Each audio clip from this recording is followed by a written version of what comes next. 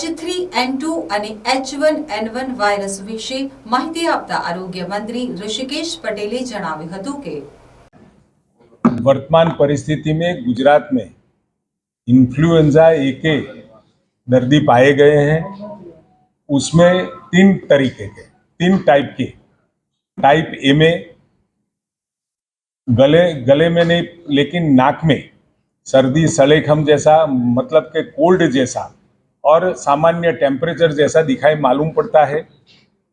Category B में throat infection, throat में बहुत सारा पेन होता है, हाई टेम्परेचर होता है, वो बी कैटेगरी में गिना जाता है।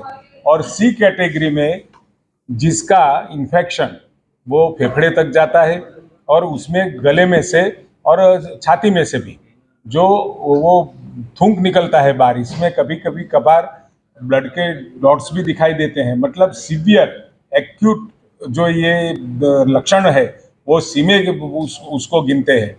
उसमें लाइन ऑफ ट्रीटमेंट ऐसा रहता है, पहले में हम सामान्य दवाओं से मेडिकल स्टोर से दवा या अपने जो पीएचसी सीएचसी लेवल पे जितने भी अवेलेबल अपने आरोग्य केंद्र है उसमें से उसका ट्रीटमेंट भी हो सकता है, दवाएं भी मिलती है। और फिर बी और सी प्रकार में अपने पास ओसेल्टामावीर करके WHO मान्यता प्राप्त दवा भी अपने पास है, उससे उसका इलाज करते हैं। तीन में एक ही इफेक्टिव ड्रग अपने पास ओसेल्टामावीर है कि जो बहुत ही इफेक्टिव रही है। उसने उसकी वजह से यहाँ पर अभी तक 86 केसेस पाए गए हैं। उसमें से H1N1, H3N2 3 और H1N1 83 केस हमें मालूम पड़े हैं। और साथ में ये जो टेस्ट होते हैं उसमें इन्फ्लुएंजा ए पॉजिटिव होता है और H1N1 नेगेटिव होता है, तो हम मान लेते हैं कि ये बाकी ये H3N2 ही है। मतलब कि वो डिफाइन करने में भी बहुत आसानी रहती है और साथ में उसको जीनोम सीक्वेंसिंग के लिए भी, उसकी फर्दर स्टडी के लिए भी ये बहुत जरूरी है कि उसके सैंपल कलेक्ट करके वो आगामी समय के अंदर अपने वैज्ञानिक, अपने डॉक्टर उसका पृथक्करण कर सके और उसमें आगे संशोधन भी हो सके, ऐसी व्यवस्थाओं हमने कर दी है। करीबन 3.25 लाख जितनी गोलियां हमारे गोडाउन्स में है और साथ में उससे भी ज़्यादा हमारे PHC CHC sub centre, district hospital, medical college में भी ये दवाएं उपलब्ध और हर जगह पे बिल्कुल निःशुल्क ये दवा का इस्तेमाल भी कर रहे हैं, डॉक्टर भी कर रहे हैं। और आज तक एक भी मरीज ये इन्फ्लुएंजा की वजह से कोई भी एक्सपायर नहीं हुआ है। सर, केंद्रीय स्वास्थ्य मंत्रालय ने 6 राज्यों को निर्देश दिए। अरे यहाँ सही बात है आपकी, 6 राज्यों में जहाँ पर केस बढ़ रहे हैं उसमें एक गुजरात भी है। और गुजरात तो पहले से तैयारी करके बैठा है, हॉस्पिटल इंफ्रास्ट्रक्चर है, ऑक्सीजन की व्यवस्था है, मेडिकल स्टाफ, मेडिकल नर्सिस, उसका ट्रेनिंग कार्यक्रम, ये सब पूरा तैयार करके हम बैठे हुए हैं। लेकिन उसकी वजह से कहीं पर भी कोरोना की वजह से जो अभी वेरिएंट मालूम पड़ता है वो इतना इफेक्टिव या इतना हमलावर और ताकतवर नहीं दिखाई पड़ता है।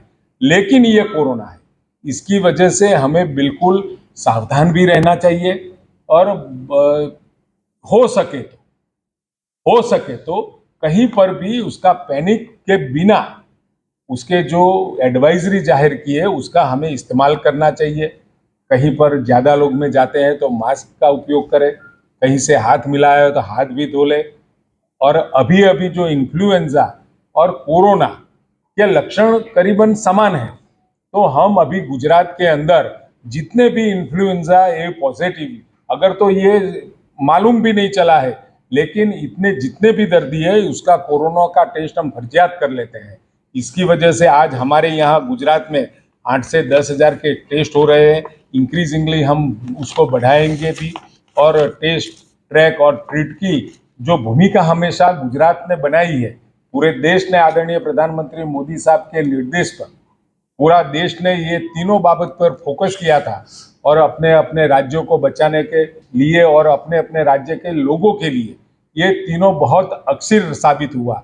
तो उस तरीके से आज भी जितने भी केस आते हैं उस केस में भी हम तीनों का अप्लाई करते हैं। और साथ में अभी आपने पूछा, अभी गुजरात के अंदर करीबन टेस्ट हम 8 से 10 हजार करते हैं। 16 मार्च को हमने 10,300 किए और लास्ट वीक के अंदर हमें 435 केस मालूम पड़े हैं और 16/3 को 119, मतलब कि इंक्रीजिंग ट्रेंड है। एक्टिव केस भी अभी 435 है, हॉस्पिटल के अंदर 23 दाखिल है और ऑक्सीजन पे अभी 7 दर्दी है। लेकिन सातों दर्दियों या तो उम्र दराज है या तो कोमोर्बिड ऐसे दर्दी जो ऑक्सीजन पर है वो है।